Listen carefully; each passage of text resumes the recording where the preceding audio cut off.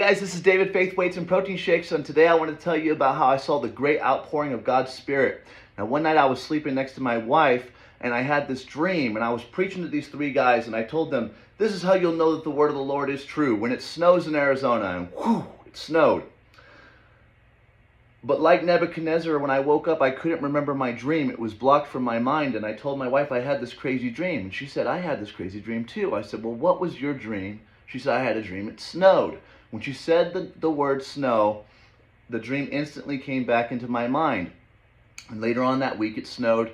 When we went to church, they were talking about snow. And when I was 12 years old, me and my brothers and sisters, we prayed for hours that it would snow on Passover. And it literally snowed for the first time in 15 years in Tucson, Arizona, which was very rare in the spring, as hot as it is in Tucson.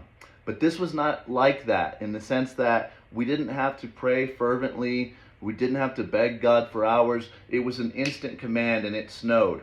And then I had another dream where I was outside jogging, and I saw this guy who was partially blind, and I said, would you like to see again? And he consented, and I put my hands on his eyes, and he said, oh my gosh, I've never seen the grass blades so vivid. And I didn't say another word to him. I just jogged to the next couple people who were sitting at a bus stop in wheelchairs, and I put my hands on the back of their wheelchairs, and I said, arise and let Christ's light shine upon you. They got up out of their wheelchairs and started running with me, and at the end of the dream, I had this procession of people running with me, and I woke up. Now, God spoke to me through fitness, because he knows I'm a fitness guy, jogging outside, but more specifically, he was telling me about how we're going to be running the race of Christ with perseverance in these end times.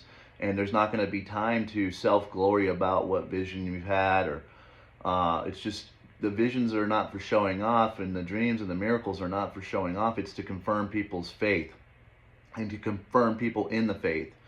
And also, he was showing me that we are going to be doing the greater works. And it says, these things and greater works shall you do. And in Joel chapter 2, he says, I'll pour out my spirit on all flesh. Your young men will see visions. Your old men will dream dreams. This is the great outpouring that is coming. So make sure that you have your lamps lit. Make sure that you have your wineskins ready to collect the new wine.